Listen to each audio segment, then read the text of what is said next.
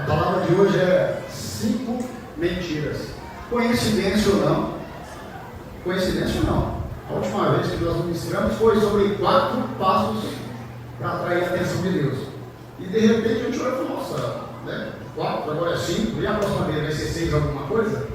Mas quem sabe, né? Se o Senhor disser, é isso aí, sempre na direção de Deus, né?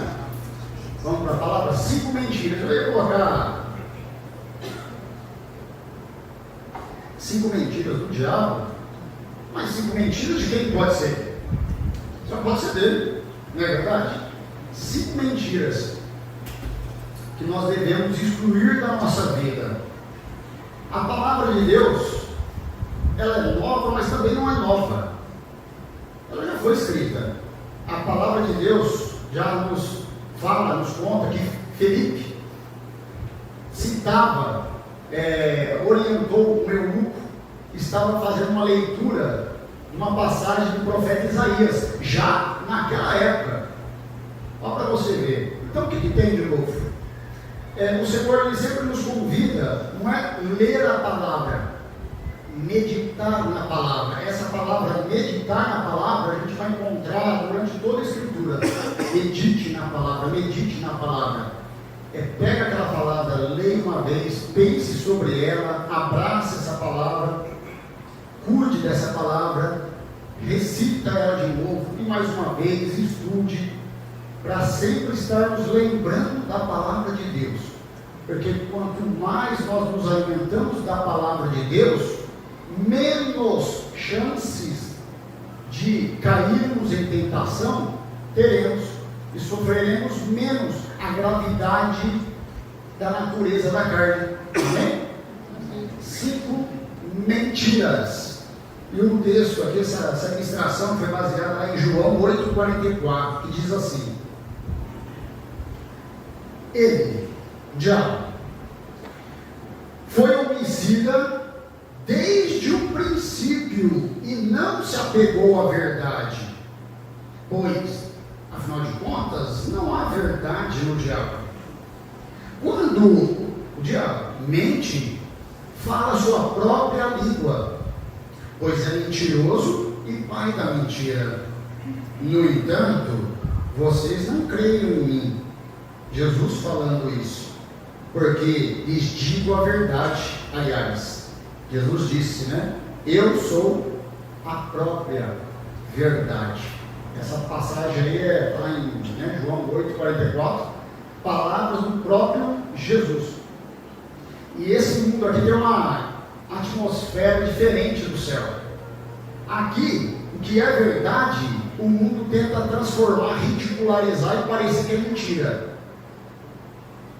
E só porque é cultural acreditar mais na mentira do que na verdade, não vai mudar o fato de que verdade é verdade e mentira é mentira. Amém?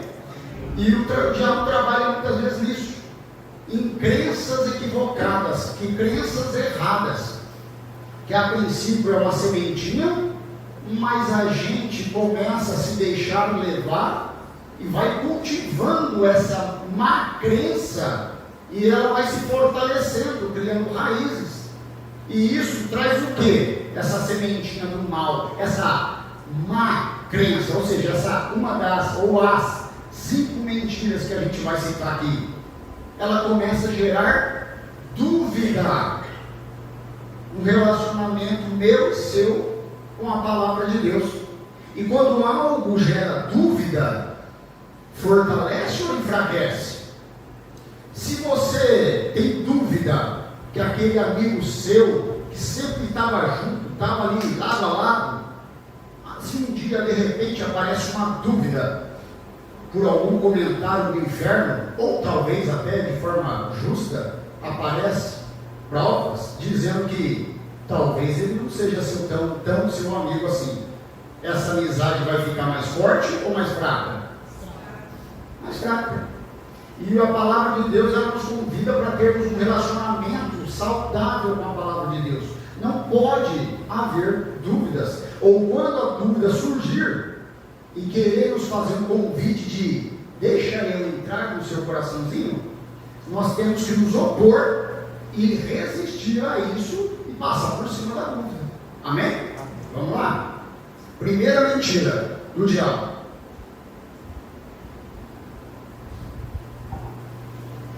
Que Deus não te escuta. Deus não te escuta. Eu já pensei nisso. Eu não cedi à tentação de acreditar nisso. Mas eu já recebi um convite do inferno para pôr em dúvida se realmente Deus me escuta. Alguém aqui comigo já passou por isso?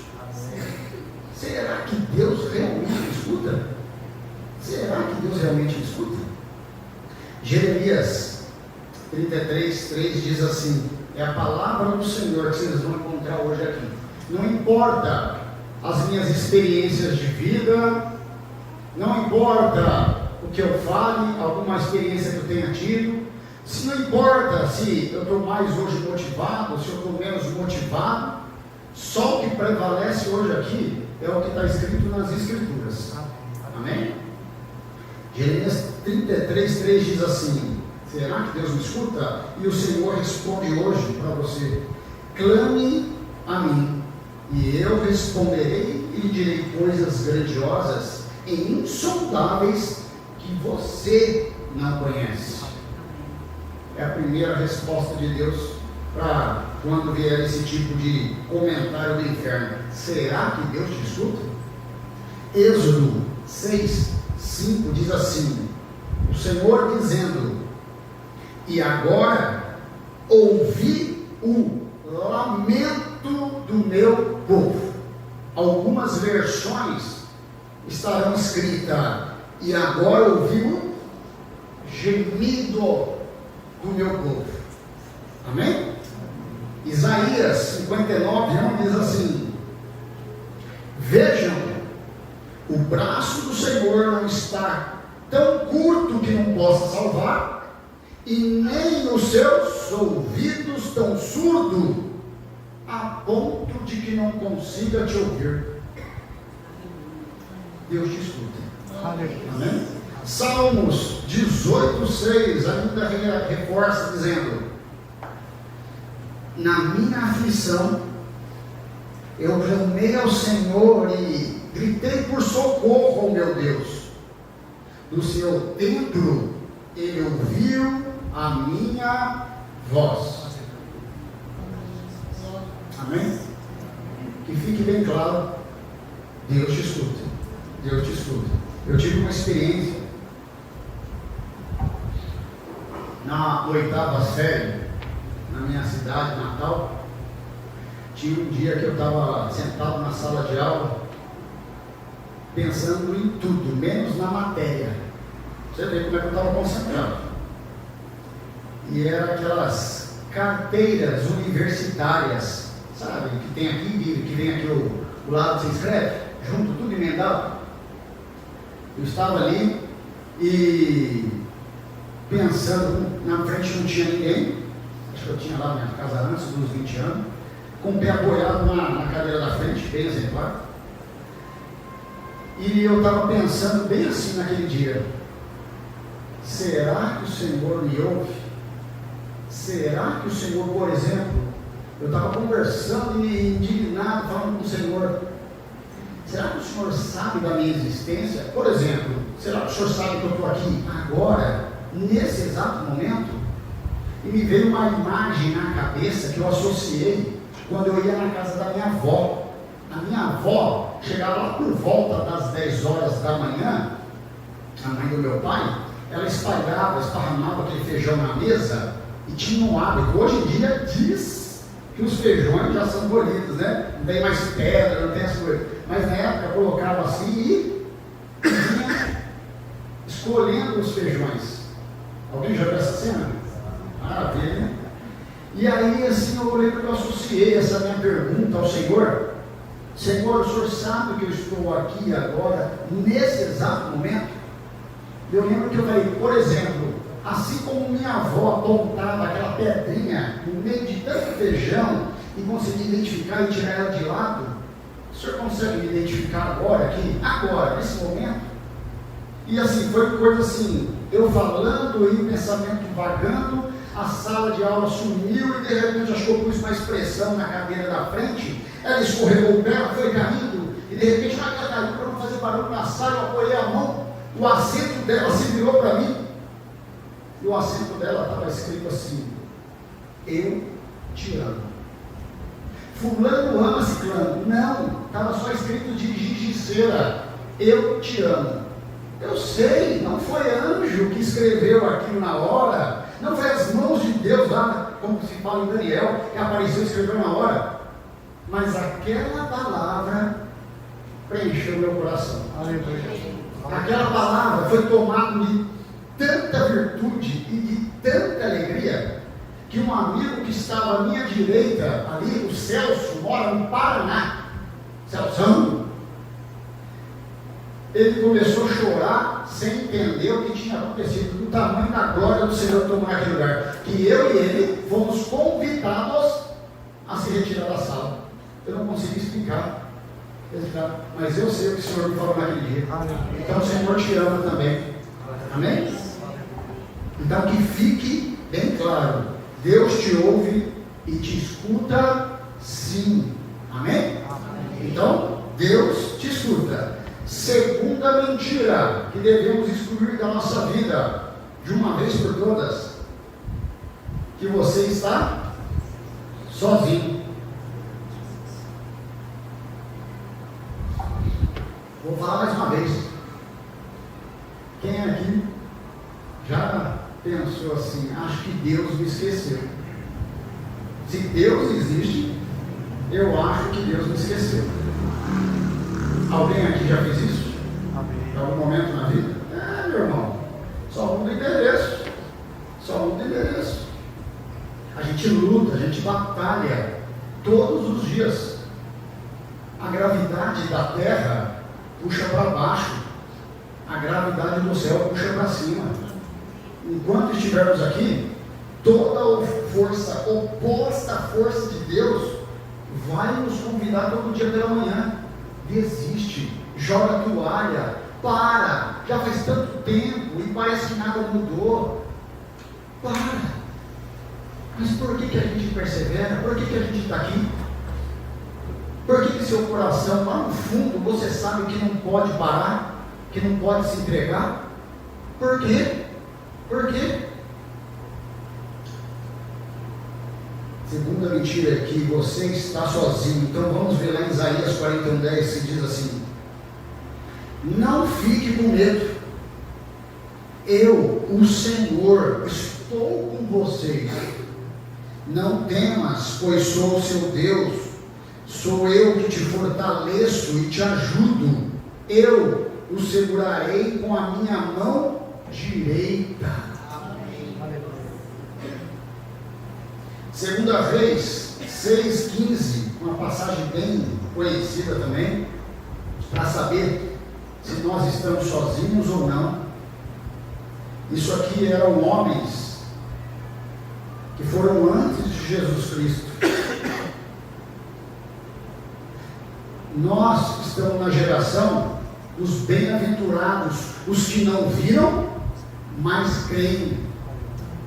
Nós somos e fomos comprados por aquele que não se encontra mais entre os mortos, Jesus Cristo.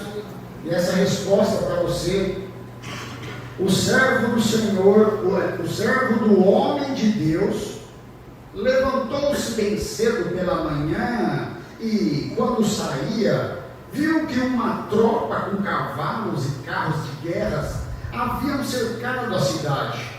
Então exclamou: meu Deus do céu, Senhor, o que vamos fazer? Então Eliseu, o profeta, respondeu: calma, não tenha medo, aqueles que estão conosco são mais numerosos do que eles.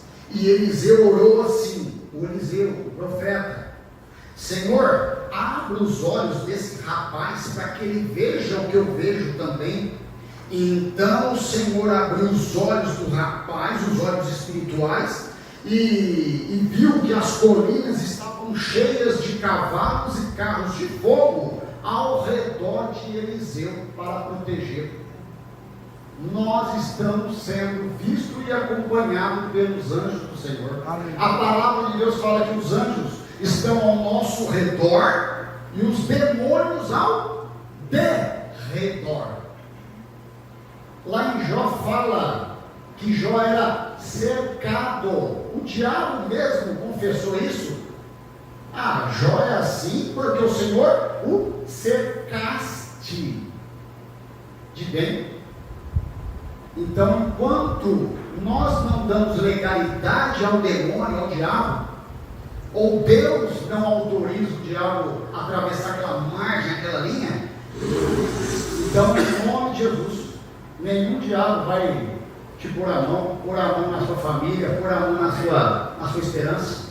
Amém? Mateus 26, 20, no finalzinho do versículo, diz assim: Jesus disse: estarei sempre com vocês, até onde? Até o fim. Enquanto houver um único relógio sobre a face da terra, Jesus Cristo falou isso: eu estarei com vocês até o final. Mas as circunstâncias não mudaram. O que deve nos trazer segurança e confiança não é se o dia está nublado ou o dia está ensolarado. É sabermos todos os dias, e principalmente nos dias de angústia, que o Senhor está lá. Nos dias de sol, o Senhor está lá. No dia de celebração, o Senhor está lá.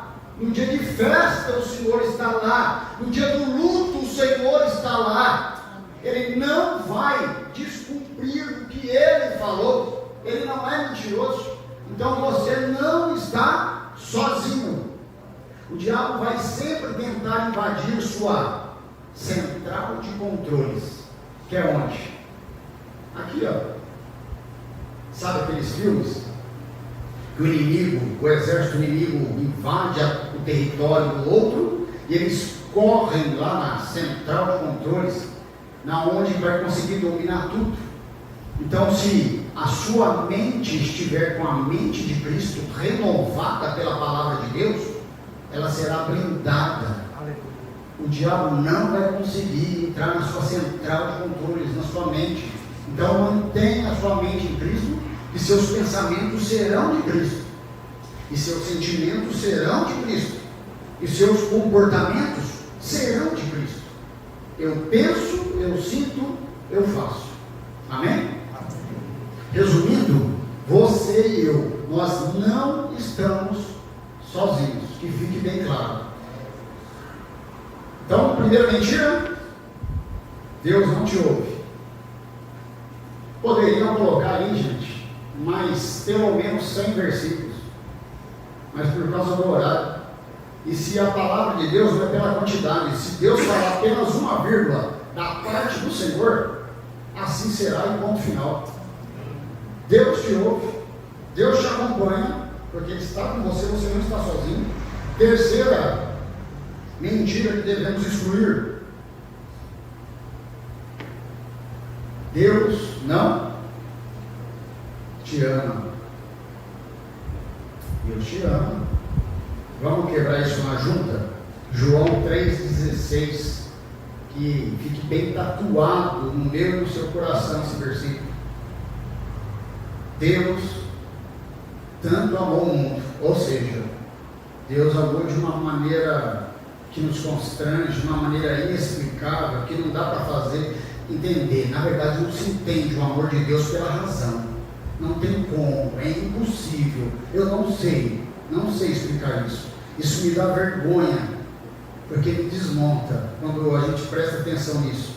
Deus tanto amou o mundo que deu o seu único filho, para que todo aquele que nele crê não morra, mas venha a ter a vida eterna. O que Deus está dizendo é, mais uma vez, essa forma ilusória de dizer: eu tenho uma filha de, sei lá, vou pegar a menorzinha de 6 anos, e eu descubro que um amigo, um casal da igreja, um vizinho, tem uma filha de 6 anos e o coração dela está ruim. O coração dela está com chagas, está com qualquer coisa e vai morrer em, sei lá, uma semana. E eu chego e bato a palma do meu vizinho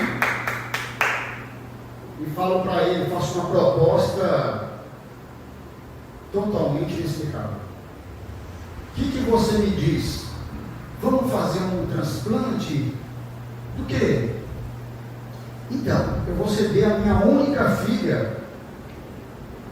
Aí os médicos tiram o coração dela para dar para a sua viver.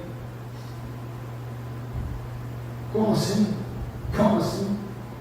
Isso não existe. Isso não existe. Mas existe na história do céu. Não dá para explicar, gente. Meu Deus do céu. Que doido, que doido. Não dá para explicar. A gente tem dificuldade com graça. Graça deixa a gente sem graça. Mas o que eu fiz? Mas por que você está fazendo isso? Você já recebeu um presente que foge assim? E quando você tem noção do valor do presente, e alguém simplesmente quis te presentear, você cata no YouTube da vida e coloca lá, tem um tal de João Leitão, acompanha o cara, engraçado, mas ele vive fazendo isso, abordando as pessoas por aí, e simplesmente faz uma brincadeirinha com ela e dá um certo valor em espécie, em dinheiro. E, gente, você vê que graça traz lágrimas aos olhos da pessoa que está recebendo, porque ela sabe que não merece. Por que você está fazendo por isso? A pessoa fica constrangida, a pessoa fala, mas por que eu? É mentira, não é mentira? Como assim? Ninguém faz isso. Falou, não, só pegar, é seu. E aqui nós estamos falando do Filho de Deus, porque Deus tanto amou o mundo, que deu seu único Filho, para que todos os que nele crêem não morram, mas tenham a vida eterna. Você hoje tem a chance de ter essa vida eterna. Tem a chance. Se você não fez isso ainda, de repente você é mais tímido, você está começando agora, tudo bem. Você pode, se quiser, no finalzinho, procura alguém da igreja e fala, eu queria que você fosse minha testemunha, que hoje eu estou entregando minha vida para Jesus. E você tem essa chance hoje. Mentira que Deus não te ama. Deus te ama, sim. Se por acaso você ouvir uma voz dizendo que Deus não te ama, maravilha. Afinal de contas, aquela vozinha que fica querendo provar que Deus não te ama, no mínimo ela já está provando que pelo menos Deus existe. Então, ponto. E você vai falar, por quê? Porque alguém vai ficar querendo debater, provar demais que alguém não existe. Se alguma coisa não existe, você deixa por si só correr, que no final da fila você vai entender, e falar, fulano vai entender, vai ver que de fato não existe. Mas quando alguma coisa quer muito provar que algo não existe, e você vai naquela direção, e sempre tem um que está dizendo, não, vai que não, ele não existe. Por que não? Por quê? Qual a preocupação desse pensamento maligno em querer tirar a sua distração? Fazer você se distrair para ir na direção de Jesus. Amém?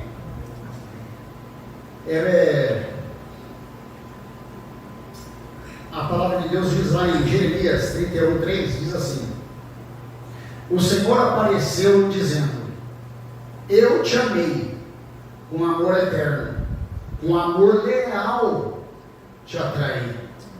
Mais uma confirmação que Deus te ama, sim. Você acha mesmo que o Deus que te gerou no útero da sua mãe te deu um coração como o primeiro órgão a ser formado? Você acha mesmo que Ele não te ama? Não podia começar pela cabeça? Por que que Deus começou pelo coração, primeiro órgão a se formar no ventre da mãe. Seu coração. Seu coração. É uns detalhes, é um capricho que não tem como a gente negar que o Senhor não nos ajudou. Seria impossível a gente nascer por conta própria, por autossuficiência. O Senhor, naquele dia que teve que catar a gente, fazia assim, ó. Senão a gente não ia conseguir nascer. E você nasceu. Aí tudo isso, papai e mamãe tinha que estar altamente tudo alinhado, perfeito, na hora perfeita, tudo perfeito, para você chegar aqui e simplesmente morrer que nem uma ameba, que nem algo que não tem propósito algum. Deus te ama. 1 João 4,19 diz assim: nós amamos porque Jesus nos amou primeiro. É assim que funciona. Ele deu exemplo, ele nos ensinou a amar. João 15,13 diz: ninguém tem maior amor do que aquele que dá sua própria vida pelos seus amigos. Quem aqui tem amigo de verdade? Quem aqui tem amigo de verdade? Mas e aí? Você dá a sua vida pelo seu amigo? Na hora que a coisa ferver, ele fala: olha, estou com câncer, ou sei lá, estou com um transplante de fígado, um transplante de rim, sei lá. E aí? Não estou falando de ter um extra não, de algo assim, ó, se você tirar o seu, eu me laço e meu amigo vive. Quem aí vai dar a sua vida pelo próprio amigo? Eu sou teu amigo, mas quer saber? Tchau. Na hora que a coisa ferveu, fui embora. Então entenda de uma vez por todas: Deus te ama sim. Amém? Ele te escuta, ele te acompanha e ele te ama. Amém? Quarta mentira, para a gente trabalhar nela, para a gente colocar para fora. Olha, não pensa que depois de um culto de domingo nós seremos imbatíveis, tá? Isso aqui é uma das refeições do céu para a sua vida. Mas não adianta, eu estou falando verdade, você vir e se alimentar uma vez por semana. O Senhor esses dias falou comigo e falou: já pensou o que aconteceria na minha igreja se ela se alimentasse tanto quanto alimenta a carne dela? Isso inclui alimento físico, distrações, celular, academia, passeio no shopping, o que aconteceria com a igreja se ela se alimentasse das coisas espirituais tanto quanto, não vou nem falar mais, como a gente se alimenta das porcarias do mundo, ou das coisas que são da terra? O que aconteceria com a igreja, gente? Meu Deus do céu, meu Deus do céu, para a glória do Senhor Jesus, não é nossa, a gente ia colocar a mão pela assim e falar: Senhor, se assim pertencer ao Senhor esse favor, se for da tua vontade, nós viríamos pedra crescer na nossa frente, porque a glória seria do Senhor, e é do Senhor. Mas isso quem quer pagar o preço pelas coisas espirituais, num mundo que 98% das coisas, da cultura está impregnado, é qualquer coisa, menos as coisas de Deus. Que Deus não vai te perdoar. Essa aqui é uma mentira que a gente tem que jogar fora. Mas calma lá, que Deus não vai te perdoar. Mas aqui tem um ponto, tá? Existe um critério. O Senhor diz que não é para jogar aos porcos as vossas pérolas. Deus não sai desperdiçando o que tem muito valor. Se nem nós fazemos isso, vai jogando a torto direito, pela enxurrada, as nossas riquezas, aquilo que tem valor para nós. Você acha que Deus vai fazer isso com o sangue de Jesus? Tem critério. Aqui eu quero abrir uma observação. Deus perdoa desde que haja um coração arrependido. Deus não perdoa coração que não se arrependeu. Falar é uma coisa, viver é outra. Arrependimento gera frutos. Sabe o que é frutos? Quando a gente se arrepende de algo, a gente se entristece de uma tal maneira que isso nos constrange, isso nos faz chorar amargamente. E quando a vida nos coloca de novo na mesma situação e parece que a coisa vai se repetir, a gente não faz de novo. Ou se ainda fizer de novo, a gente volta atrás e pede pelo amor de perdão à pessoa aqui no qual, se foi uma pessoa que a gente fez, feriu com alguma pessoa, mas principalmente com Deus. Arrependimento gera-se frutos. Arrependimento não é simplesmente algo subjetivo, algo inanimado. Eu me arrependi, mas o que? Arrependimento é mudança de rota, é conversão. Eu não posso falar que me arrependi e meus frutos não demonstram isso, e não demonstram nenhuma tentativa de crescimento em Cristo. Não dá. Salmo 51, 17 diz assim, está a versão viva. Essa versão viva que eu coloquei é como se fosse assim: pegar uma bananinha e amassa com garfinho, e amassa mais um pouco, e amassa mais um pouco, e depois joga no liquidificador, e bate no liquidificador, e põe no potinho, e pega a colherzinha e faz assim, aviãozinho ainda, aviãozinho. A versão viva é para que eu e você entendemos de uma vez por todas o arrependimento que Deus pede. Deus não desprezará a pessoa que tem um coração arrependido e muito triste por causa do pecado. Quando a gente erra com Deus, erra com o Senhor, ou nas coisas, nos princípios do Senhor, a gente se entristece profundamente. Não é mais ou menos, é profundamente. A gente fica ruim um dia. Esse aí é um sintoma de quem realmente está arrependido. De quem realmente está arrependido. E está dizendo que o coração arrependido, Deus não vai desprezar.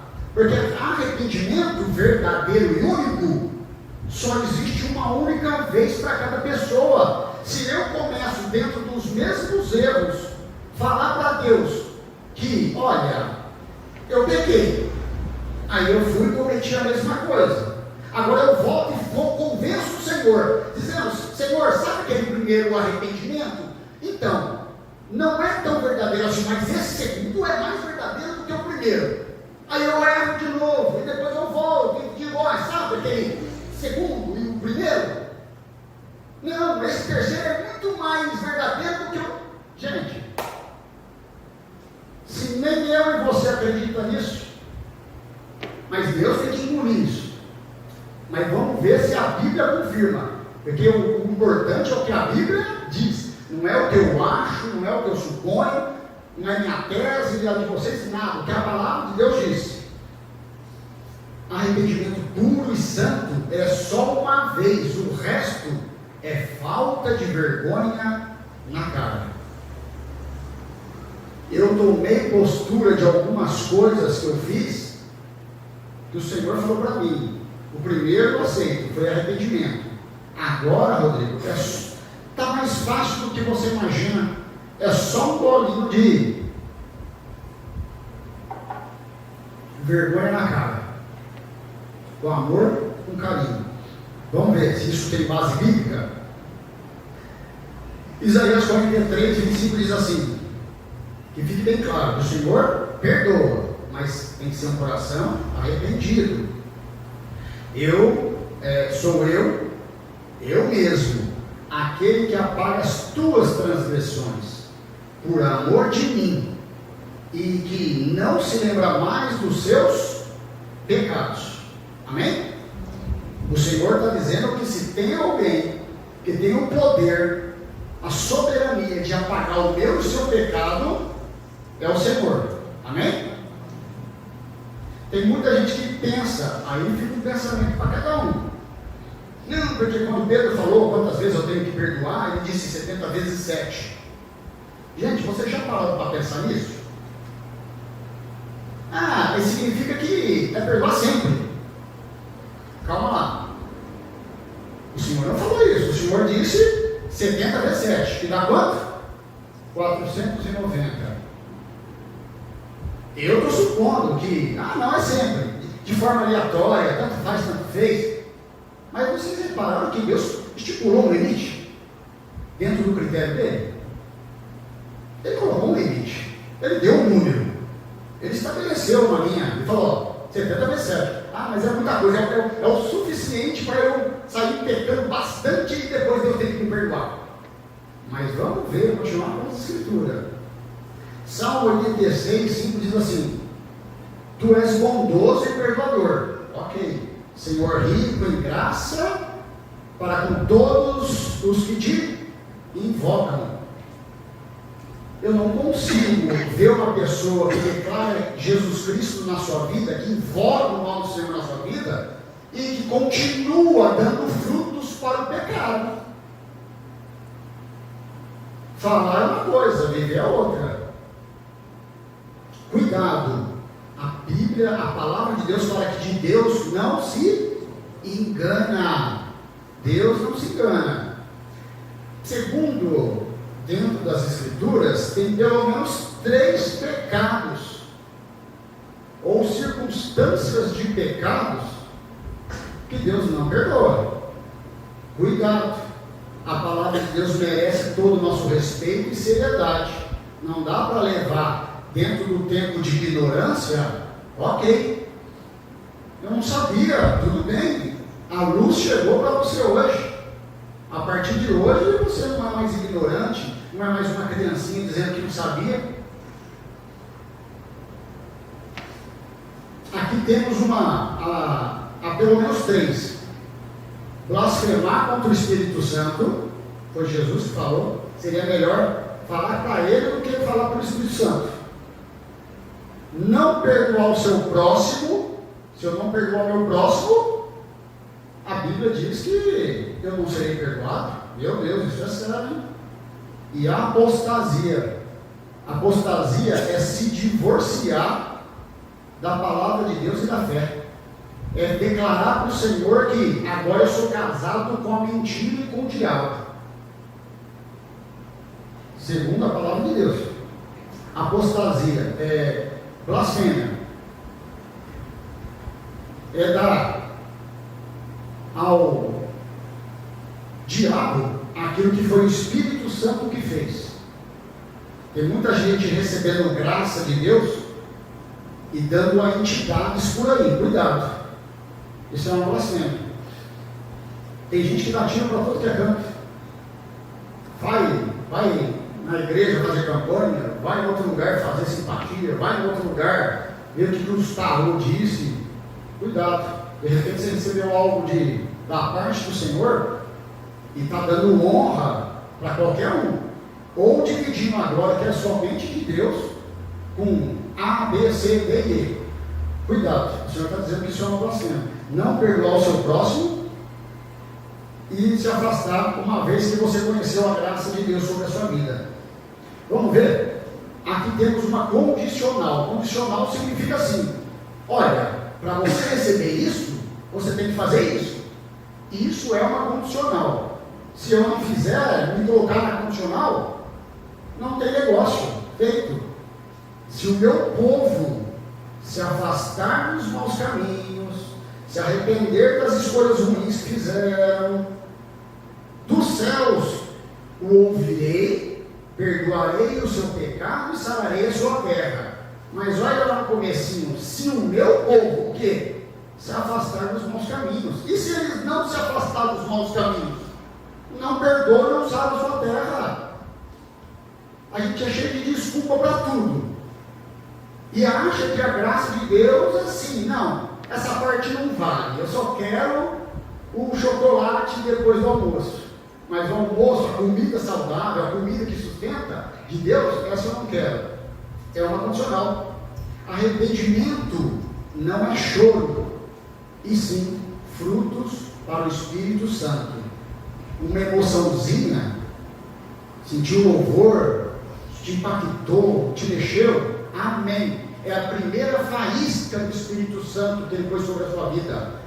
A minha obrigação é sustentar esse fogo através da palavra de Deus, para não se apagar. Aí eu passo o resto da semana toda me alimentando de porcaria, até o próximo domingo. Aí eu venho no próximo domingo e chego aqui e falo, nossa, o culto hoje, Deus nem falou nada. Ou então pior ainda, viu? A pessoa que estava ministrando lá, nossa, prega mal pra caramba. Eu não sei, aí é com Deus. Eu estou citando a palavra de Deus. Estou falando que ia dar parte do Senhor.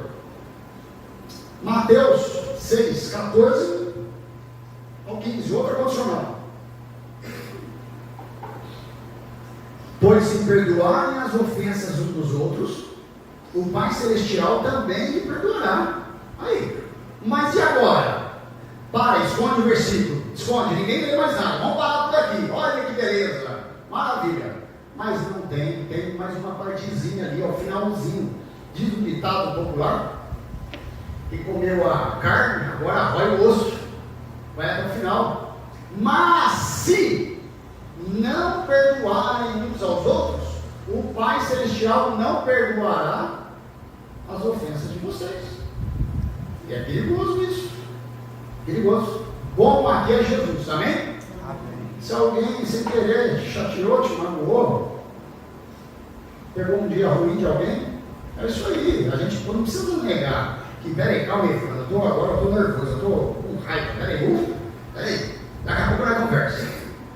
Mas só não deixar ir com o coração, só não deixar aquilo virar mágoa, senão abrem-se portais do inferno para a tua vida e para a minha. Quando eu deixo aquilo roer, ficar aquilo ali, ó, virando mágoa. A palavra de Deus também diz que quem está no pecado nem sequer conheceu a Jesus. Quem está no pecado nem sequer conheceu a Jesus. 1 João 3. 1 João 3,6, que diz assim: todo aquele que permanece em Jesus não está no pecado. E todo aquele que está no pecado não viu e nem conheceu a Jesus. Olha aí. Então não tem como a gente falar. Olha aqui outro detalhe, vamos lá. Hebreus, já achou por um versículo aí, né? Hebreus 10, 26 e 27, que diz assim. Presta atenção nisso, viu, gente? A palavra de Deus só quer segurança e vida para vocês e para mim. Se continuarmos a pecar de propósito, depois que recebemos o conhecimento da verdade, já não resta sacrifício pelos pecados, mas tão somente uma terrível expectativa de juízo de fogo intenso, que consumirá os inimigos de Deus. Cuidado, a quem mais é dado, mais será cobrado. Se continuarmos a pecar de propósito, eu tenho a consciência, tenho a lucidez, sei que isso vai desagradar o Espírito Santo, e resolvo continuar atropelando aquilo, o Senhor fala que fica difícil, porque não tem um segundo Jesus para morrer pelos seus pecados. Amém? Então, Deus perdoa, mas coração arrependido e que dê fruto ao Espírito Santo, e que a gente trabalhe nisso, arrastado, gemendo, caminhando, correndo, mas o importante é permanecer e não parar. Amém? Última mentira que devemos excluir de uma vez na nossa vida: que você não tem valor. Que você não tem valor. Malaquias 3,17 diz assim: diz o Senhor dos Exércitos, eles serão meu tesouro pessoal, eu terei compaixão deles, como um pai tem compaixão do filho que lhe obedece. Meu tesouro, o Senhor te chama hoje. Está achando o quê? A dona Florinda aprendeu a chamar o Kiko de tesouro nessa passagem aí, ó. Amém? Deus também nos chama de tesouro. 1 Tessalonicenses 5,5 diz: vocês todos, os que estão em Cristo Jesus, são filhos da luz, filhos do dia. Não somos da noite nem das trevas. Então você tem valor, sim. Resumindo, aí tem um único slide lá, só um resumão de alguns versículos. 1 Pedro diz assim: geração, te chama de geração eleita. Gálatas 3:26, filhos de Deus. Romanos 8:17 diz: herdeiros de Deus. 1 João 2:1 diz: filhinhos de Deus. Mateus 5 diz: somos sal da terra e luz do mundo. Deuteronômio 7 diz: povo santo. Provérbios 17 diz: pedra preciosa aos olhos de Deus. 1 Coríntios 7 diz: fomos comprados pelo mais elevado preço, amor de Deus com o sangue de Jesus. Aleluia. Você tem valor, sim. O Espírito Santo se move em você. Amém? Aleluia. Concluindo, então, Deus te ouve, Deus te acompanha, Deus te perdoa. E aí? Deus te ama e você tem valor. Amém? Concluindo tudo isso, livre-se dessas 5 mentiras o mais urgente possível, pois Jesus te ama e já te libertou. Então lembre-se que Jesus te escuta, te acompanha, te ama, te perdoa e te valoriza. Amém? Deus abençoe a cada um de vocês, viu?